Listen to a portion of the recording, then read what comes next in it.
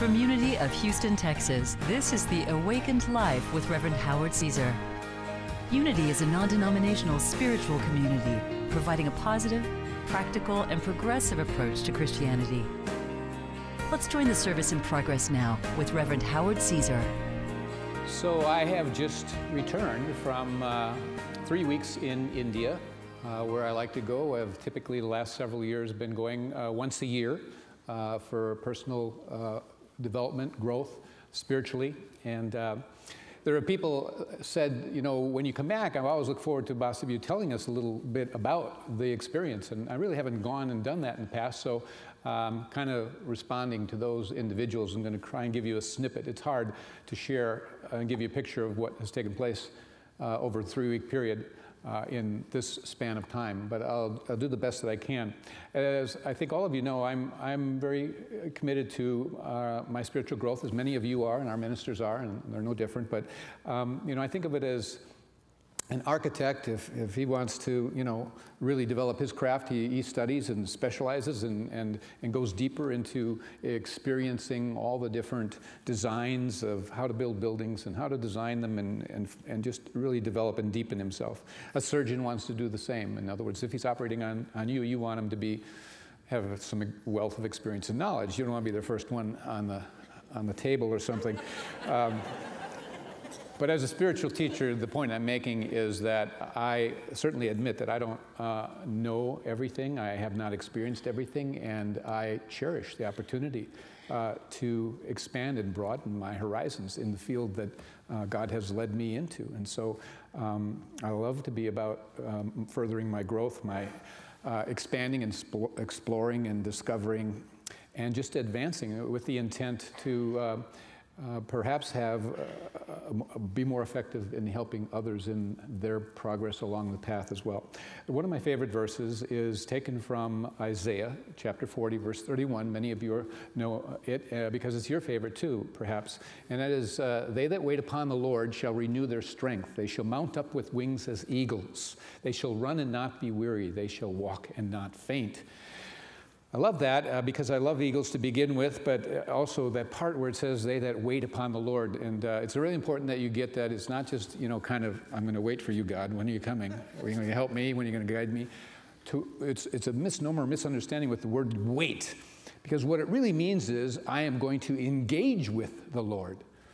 I'm going to consciously engage on a regular basis, and in that engagement, it's not a waiting, it's a responding. I know that God will always be responding and coming and being a part of my life, and that's the dynamic.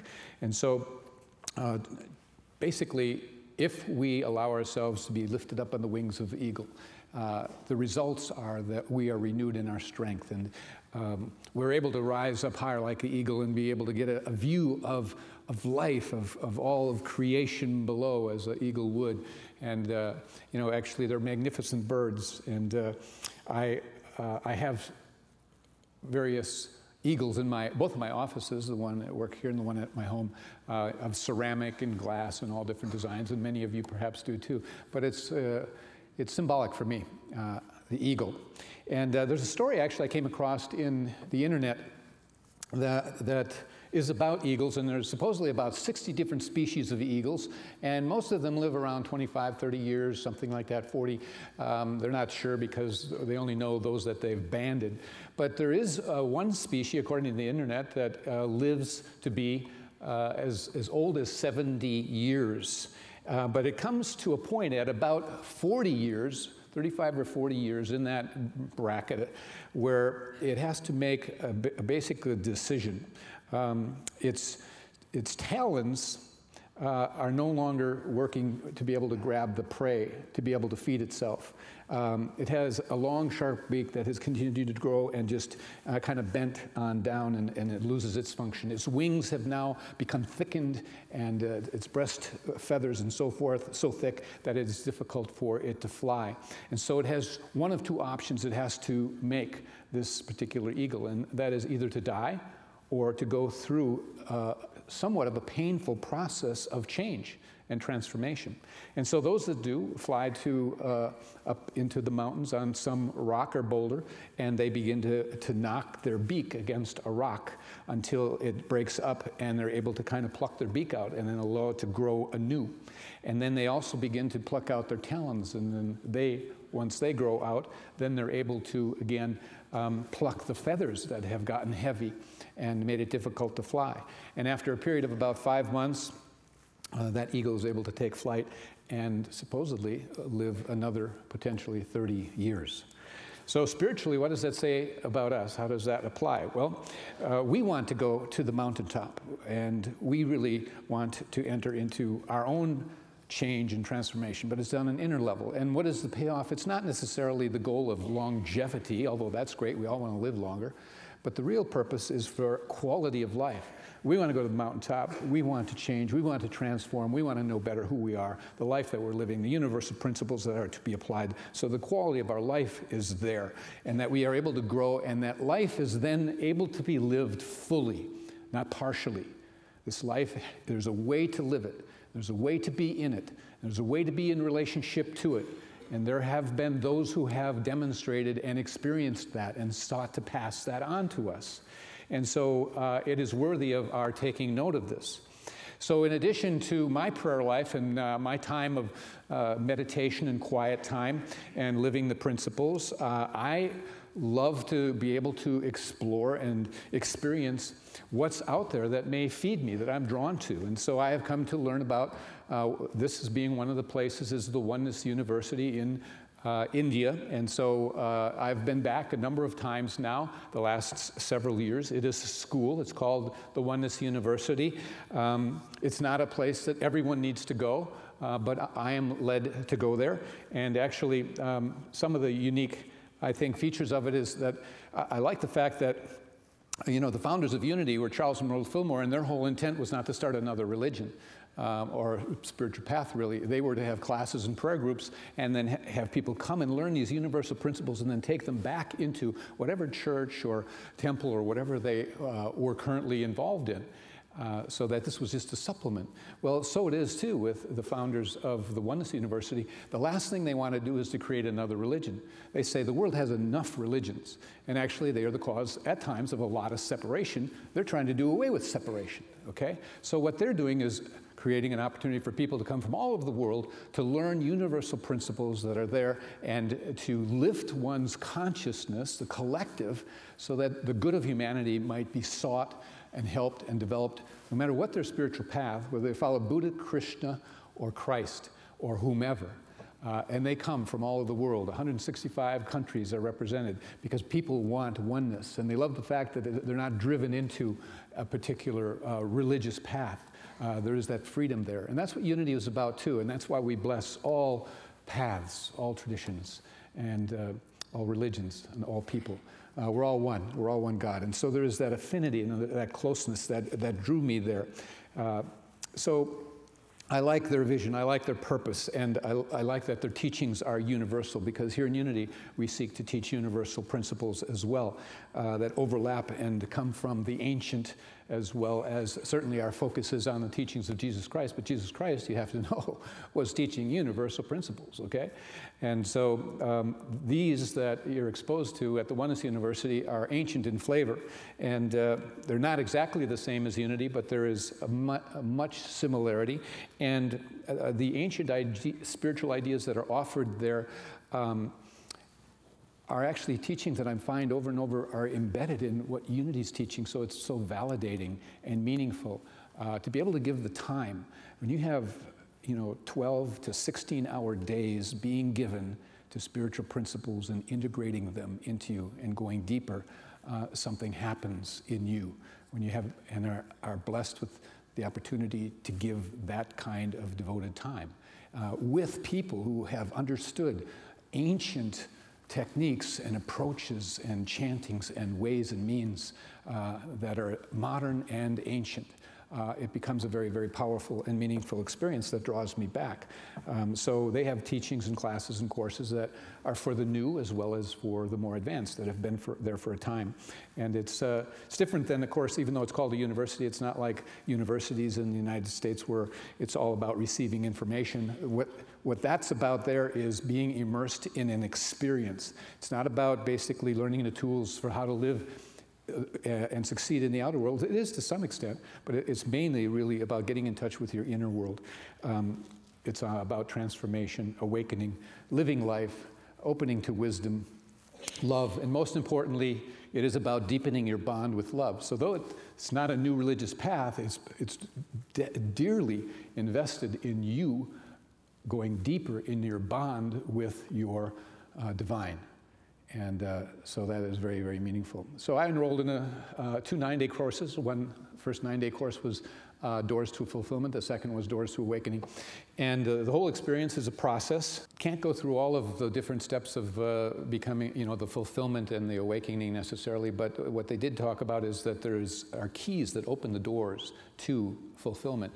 And that basically, one is the idea that we're all a seed. And the seed is that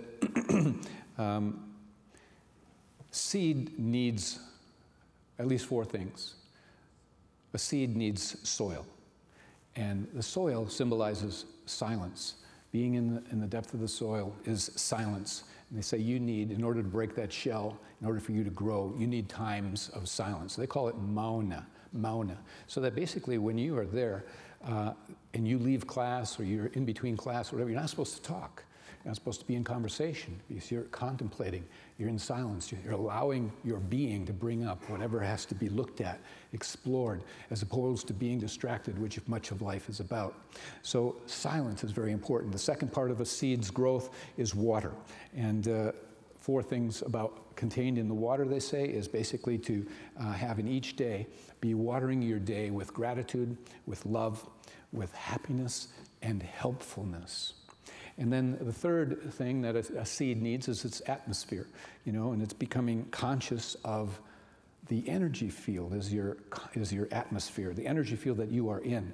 But essentially, all of us are living in an atmosphere, and becoming aware of that and realizing that you are being worked on by a presence and a power to the degree that you surrender to it or allow it to be. And just actually knowing that there are sacred energies and a divine presence that is there every moment helping you the moment you say yes at any level. That's the atmosphere you want to become awakened to. And then finally there's sunlight, and sunlight simply represents the awareness, and that's where they say the sunlight is actually just practicing being aware of everything that you are doing, being there in the moment, being mindful of when you're bathing, that you're not somewhere else with your mind. When you're eating, you're eating. When you're walking, you're there, all of that. So these are the things that allow the shell to break and the seed that you are to grow and to grow and to grow. Now, the founders of Unity were a husband and wife team, Charles and Myrtle Fillmore, and they had their beginnings in 1889. As a religion and a movement. This has a husband and wife team also, and their name is Amma and Bhagavan. And Bhagavan is a very, very enlightened being. I've never been around or heard anyone that has more pure, egoless wisdom and clarity coming through him. And this is not about being a guru. He said the age of the guru is over. There's no interest in being that. All he wants to do is help humanity, raise the consciousness of oneness, so he's worth listening to. And anyway, Bhagavan says that their concern there is in making you very, very, very ordinary.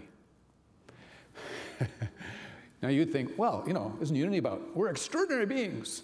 Well, yeah, he's saying it in another way. What he means by ordinary is he's talking about being ordinary in terms of the willingness to be present and experiencing life, experiencing the ordinariness of life in each moment, all the little pieces that can be gloriously beneficial. We have a tendency to want to always be somewhere else. We want it to be this, we want it to be more that, and we're not experiencing what is in the moment. That's not living. That's just basically trying to survive. That's existing. And true life, to live it fully, is to be there in the moment with what's before you and in front of you. And we need to learn to do that. because we've been conditioned to be taken out of the moment. And so he's saying that when you eat, be there with what you're eating. When you are drinking a glass of water, that can be blissful itself if you're willing to be with it in the right way. But now when you drink a glass of water, you have 1,000 thoughts that are going through you, and you're often daydreaming. And daydreaming is not necessarily a healthy thing. It basically means that you're either bored or don't want to be living in the moment that you're in.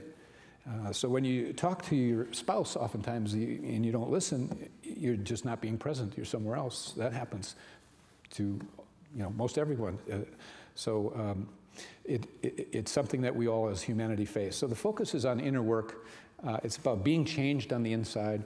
That's what we're about in Unity, of course, too, and that's what's so great, that there is that complementary. And growth then in oneness is to realize that the problem, as we teach also, is not the outer world, but that we are our worst enemy, and that ultimately the problem is, even as they say, because we are always thinking. And understand that when we're thinking, we're not experiencing.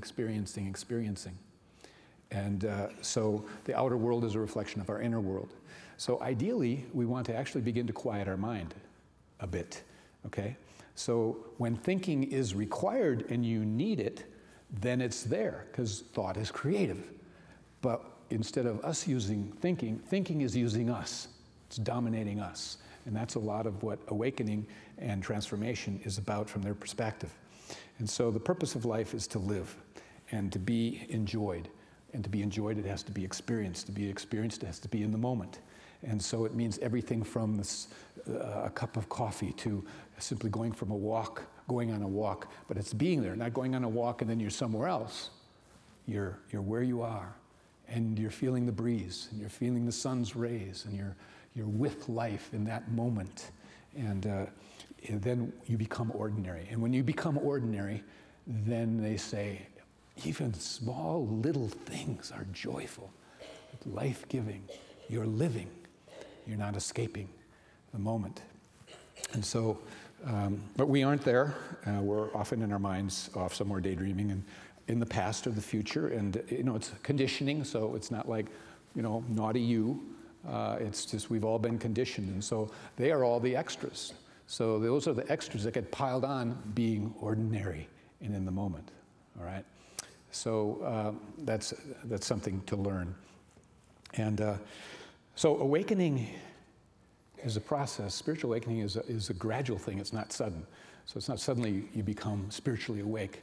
People have a lot of concepts about becoming spiritually awake or enlightened, and it's like it's a guru-ish or somebody that's in white clothing and it's just kind of wandering around. And it's not. Their whole thing is to be more alive in life, but be living it and not in the escape of it. So the first course was on fulfillment, and there are different doors that you go through, and one that was very important is to be engaged. If you are avoiding, you need to be engaged in life. If you're avoiding anything, if you're escaping, if you're running away based on your fears and stuff, you cannot be fulfilled in life. That is not living, that is existing. So you have to be engaged, and there are different factors and qualities as well about that. And there are two kinds of fulfillment. One is to get what you want, which is out there, kind of pretty much. That's where we start. And then at some point, there is a void, or we have a sense of an emptiness and a divine discontent. And all of a sudden, that's when we really begin to go in towards the inner world, begin to question. And that takes you into the feeling of fulfillment. Now, neither one is bad. You can have both. It's good to have fulfillment in terms of achievement and success and what have you. But it also is very important in fulfillment not to miss out on internal feeling of fulfillment, which is and transcends having to, achieve this. Because the mind will always say you're not enough. You need more. You ought to be more. You ought to this. And so your mind will take you constantly into becoming. And if you're always into becoming, you never get to be. So those are insights to learn. So there are different doors, and we can't go into the doors that you take as you go through to fulfillment, because we don't have time, but some of the keys that open the door I'll give you, and some of them, they're all eternal. They're all ancient. And some of them you're familiar with, and others may kind of stand out a little more. And so one of them is, first law is, and has to do with the importance of feelings. And these are in Sanskrit. I could say it in Sanskrit, but I won't take the time. But the first one is, you become what you feel. You become what you feel. Yad bhavan tad bhavati. And we would chant that in the Sanskrit because it's even more powerful in the Sanskrit to bring in the ancient energies of a truth that has been here for, you know, in man's knowledge, 5,000 years or more. So that's one. You become what you feel. And then the second is tatvamasi, which is thou art that. And many of you have read that or heard that, and that basically means you are that. Whatever you take a stand for about yourself, about life, that's what you get. You are that. And so there's more to it, of course. But then the third law is, and this is really important because it has to do with emotion, commotion, my series that I just completed before I left. And this also is in Sanskrit, but the way it's stated is, all past influences get burnt in the fire of self-knowledge. You get that? We have a lot of internal conflicts going on. Our history, our past, where we've been hurt and wounded and what have you. But if you look at that, the stuff that we've been running from, and we don't want to look at ourselves because we don't want to see even that side of ourselves, if you take the time and become knowledgeable, self-knowledge, those influences that are in charge of you unconsciously get burnt in the fire of self-knowledge. Very powerful. Could go more onto that. The fourth law is, you reap what you sow, and many times over. That's you get that? So it comes back to you in a big way. And one seed will return to you many seeds, okay? You can count the seeds in an apple, but you can't count the apples in one seed, right? Because you have many trees in a forest with one seed. It just keeps going.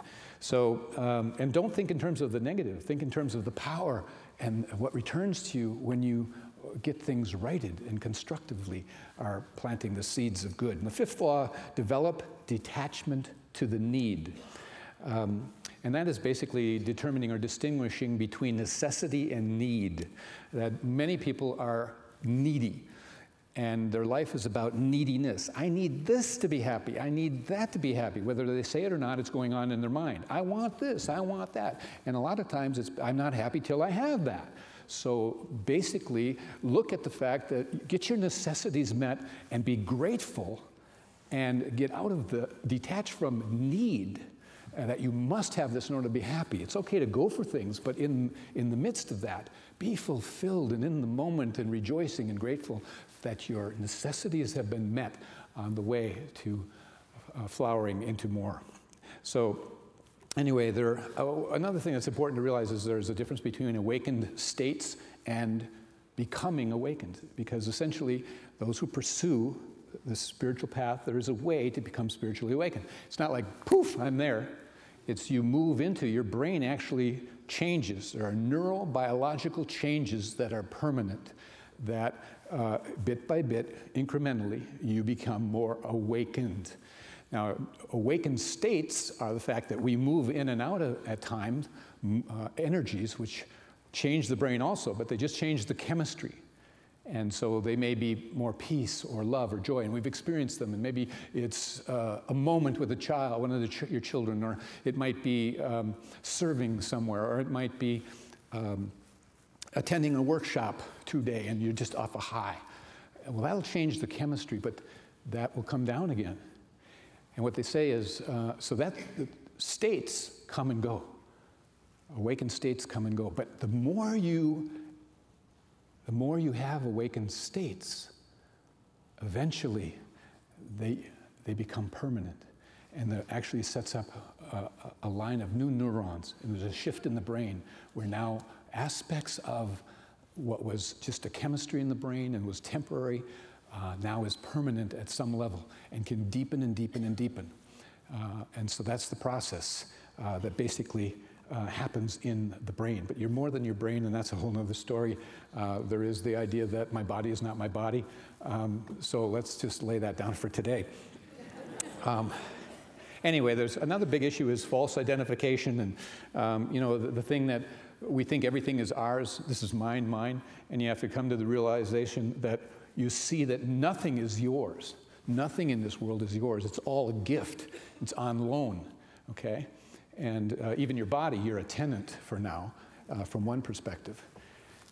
But anyway, let me share with you a story on my way back. I was in my flight from Chennai to Dubai was 4.5 hours, but the flight from Dubai to Houston is direct, 15 hours. And so I was in coach, and in Chennai I asked, is there any room in the seat, my flight, the 15-hour, for, some seats next to it so I could lay down? And they said, yes, there's some open seating, and so we'll put you here, and you're in the center area on an aisle, and there are 3 seats next to you. That's the way it is now, and we'll see if between now and whenever, if other people get seated there. So anyway, I get on my seat there, and it's like, and people are noticing there are open seats. And so they're leaving their assigned seat, and they're poaching. And so I'm getting protective, and so I have 4 seats. And so I put a book here, I move one over, and I put a few things. It's my seats. Anyway, a lady even came up and said, are you going to be laying down? I said, yes, honey, I am. So that was my plan. That's why I got this seat. And anyway, had breakfast, laid down, and couldn't sleep. So I thought, oh, I'll watch a movie. And so I'm watching this movie, and now the plane is dark. And there's an open seat here and 2 seats here, and I'm watching. All of a sudden, I glance, and there's a body that has found themselves and just, it's there. I don't know how long that body has been there. All of a sudden, there's a body curled up and tucked in my 2 seats. And I go, these are mine. I was assigned this seat. My mind went through all this, and all of a sudden I went, oh. That's not what I learned, Nothing is mine.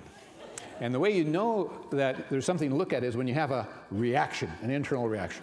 And so I laughed and I thought, okay, I'll let her sleep there. And actually, one of the sutras that we learned, and we actually affirm this every day to help humanity, was the whole world is family. We'd say it in Sanskrit, the whole world is family. So I looked at this lady and I thought, she could be my mother, So I let her be, and she slept about 4 hours. She woke up, and then I tapped her and I said, I wanted to sleep here and lay down, but I let you rest for about 4 hours. You feel complete. And she, oh, thank you. She was delighted. She understood, because she knew that was not where she was supposed to be sitting. And then I had to go to the restroom. I was worried if I came back, there'd be another body in my seat. And I just got to laughing at myself. And I saw that. And I was able to be with the what is. The what is so important to learn. What is in front of you? What is going on inside of you? So that was my experience. Those were a few bits and pieces, and there may be a sifting of some more through the weeks and months that lie ahead, certainly, because there's so much, really. But let us end on the Sanskrit sutra. The whole world is a family. And the way you say it is Vasudeva, Kudabakam. And rather than us try and learn that right now, let's just all say the whole world is a family. Together? The whole world is a family. And I'm glad for you as my family. God bless. Thank you for joining us for today's message. We invite you to be with us again next Sunday. Unity is inclusive, welcoming people of all walks of life in dignity and love. We believe that love, strength, and goodness dwells within you. May we all live in unity with God, humanity, and all of God's creation. And remember, as Reverend Caesar says, life is meant to be good.